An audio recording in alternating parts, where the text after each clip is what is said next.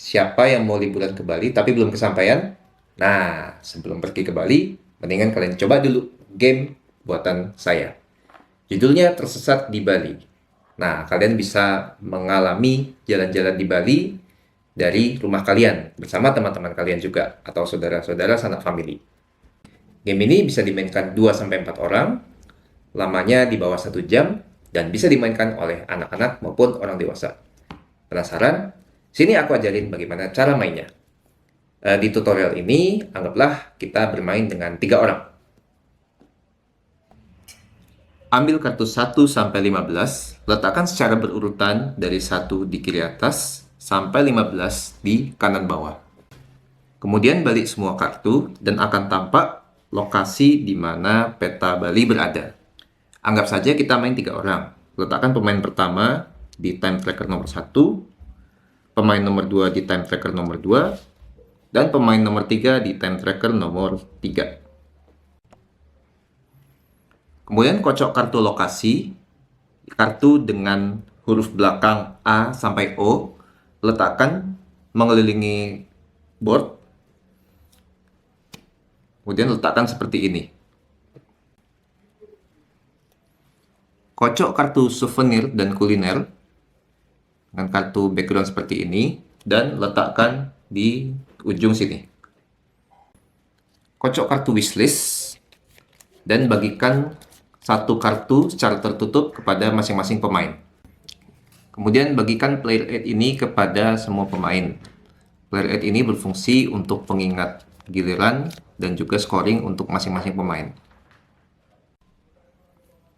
Kemudian ambil kartu event, kocok, dan letakkan di salah satu ujung. Kemudian letakkan pion semua pemain di daerah sini, di daerah L. Ini adalah kartu destinasi. Kartu ini bisa kalian ambil kalau kalian mengunjungi destinasi yang sesuai dan menghabiskan 2 jam di lokasi tersebut. Ini adalah kartu souvenir dan kuliner. Kalian bisa mengambil dengan menghabiskan 1 jam di lokasi mana saja. Ini adalah kartu wishlist kalian. Kartu ini akan mendikte kalian kemana kalian akan pergi, dan kalau kalian bisa mengunjungi lokasi tersebut, kalian akan mendapatkan bonus poin sesuai yang tertera. Hati-hati, apabila kalian tidak bisa menyelesaikan wishlist ini, maka poin kalian akan berkurang di akhir permainan. Di awal ronde, balik 1 kartu event. Nah, ini akan menunjukkan lokasi mana yang mendapatkan diskon waktu. Seperti F ini adalah Bedugul. Jadi, jika ada pion yang menuju atau dari Bedugul, maka tidak perlu menghitung konsumsi waktu. Nah, di peta, kalian akan menemukan lokasi-lokasi yang dihubungkan dengan garis oranye dan garis merah. Garis oranye berarti kalian membutuhkan waktu 1 jam, dan garis merah membutuhkan waktu 2 jam. Ada 1 garis biru, yaitu kalian membutuhkan waktu 3 jam. Misalkan pemain pertama hendak menuju Singaraja dari Kuta. Berarti dia bisa melewati rute sebagai berikut. 1, 2, 3. Nah, di time tracker, silahkan majukan pion kalian sesuai dengan waktu yang dibutuhkan. Berarti tadi dari Kuta menuju Kediri 1 jam, dari Kediri ke Bedugul tidak memakan waktu, dan dari Bedugul ke Singaraja memakan waktu 1 jam. Time tracker ini akan menunjukkan pemain mana yang akan mendapatkan giliran selanjutnya. Setelah pemain oranye berjalan, giliran selanjutnya adalah pemain coklat. Yang mendapatkan giliran selanjutnya adalah pemain yang pionnya paling belakang. Kalau posisinya sama, kita lihat pion siapa yang letaknya di sebelah atas. Dalam kasus ini, giliran selanjutnya adalah pemain coklat.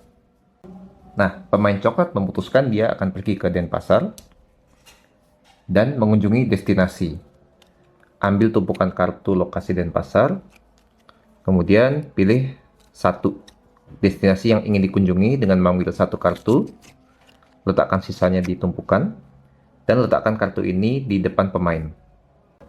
Nah, setiap destinasi itu memakan waktu 4 jam. Jadi, semisal aksi coklat tadi adalah pindah lokasi dulu 1 jam, kemudian untuk mengunjungi destinasi membutuhkan 4 jam. Jadi, time tracker akan berakhir di sini. Kemudian selanjutnya adalah pemain biru. Pemain biru memutuskan untuk membeli souvenir dan membeli kuliner di lokasi yang tertera. Masing-masing kartu souvenir dan kuliner memakan waktu 2 jam di time tracker. Ya, setelah mengambil kartu souvenir dan kartu kuliner dari tumpukan deck yang paling atas, kemudian letakkan di paling depan, dan time tracker akan maju sesuai dengan waktu yang dikonsumsi. Berarti dia akan maju 4 jam dan akan berakhir di sini. Kembali ke giliran pemain oranye. Pemain oranye memutuskan untuk mengunjungi destinasi di bagian C. Seperti ini. Kartu ini diletakkan di depannya dan time tracker akan maju 4 langkah. Kemudian setelahnya berpindah lagi ke pemain biru. Ketika semua pemain sudah mencapai lokasi di sini, ronde akan berakhir. Pemain pertama yang mencapai poin ini, dia akan berpindah ke posisi 1 dan akan menjadi pemain pertama di ronde berikutnya.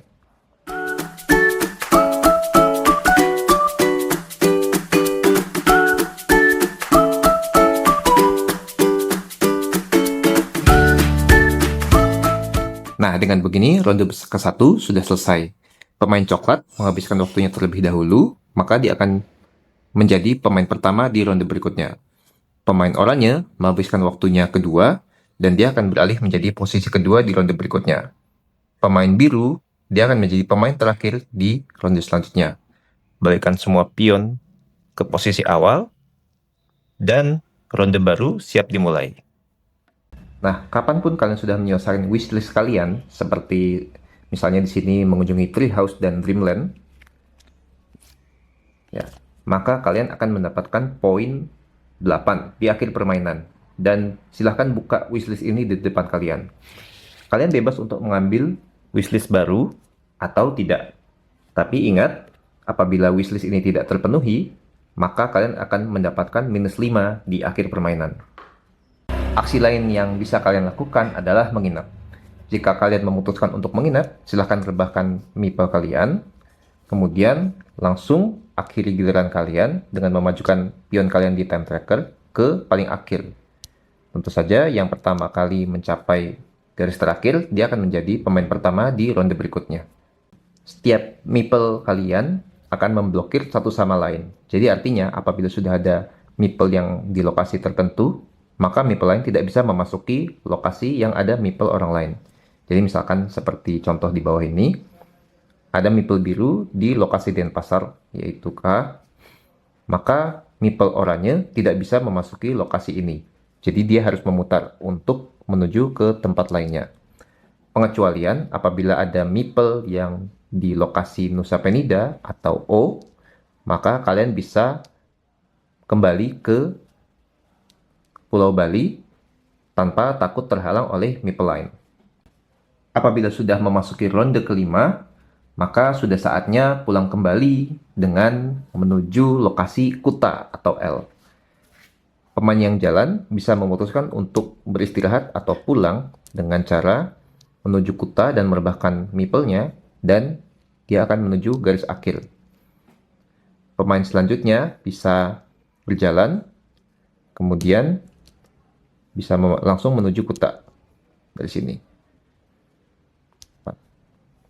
Nah, pemain terakhir yang menuju Kuta, dia tetap bisa masuk, tapi di sini dia direbahkan, artinya di akhir permainan, pemain oranye akan dikurangi 5 poin dari poin keseluruhan, karena dia telat untuk naik pesawat. Di akhir permainan, silahkan rekap skor dari masing-masing pemain. Kartu destinasi dihitung 4 poin per kartu, kartu kuliner dihitung 1 poin per kartu, plus ada poin bonus apabila bisa mengumpulkan berbagai jenis kuliner. Poin souvenir akan dihitung 1 poin per kartu, dan siapa yang paling banyak mengumpulkan souvenir, dia akan mendapatkan poin tambahan 10. Destinasi akan dihitung 8, dan apabila ada destinasi yang tidak tercapai, maka poinnya akan dikurangi 5. Nah, kalau total dari seperti ini, satu destinasi dihitung 4. Maka ini ada 5 destinasi, yang berarti ada 20 poin. Ada 4 kartu kuliner, maka ada 4 poin. Dan ini ada 3 jenis, maka poinnya ditambahkan lagi 3. ini ada 5 jenis souvenir, maka dia akan mendapatkan 5 poin. Kebetulan dia mendapatkan 10 poin karena dia bisa mengumpulkan souvenir paling banyak. Kemudian dari wishlist, dia bisa memenuhi 2 dari 3 wishlist, maka poinnya ditambahkan 16. Dan ada satu wishlist yang tidak tercapai, maka poinnya dikurangi 5. Nah, total dari keseluruhan poin seperti ini, maka totalnya adalah 53. Sekian tutorial untuk game ini. Apabila ada pertanyaan, bisa langsung drop di kolom komentar. Sekian dari aku, namaku Didi Hantono, dan sampai jumpa di video selanjutnya. Dadah!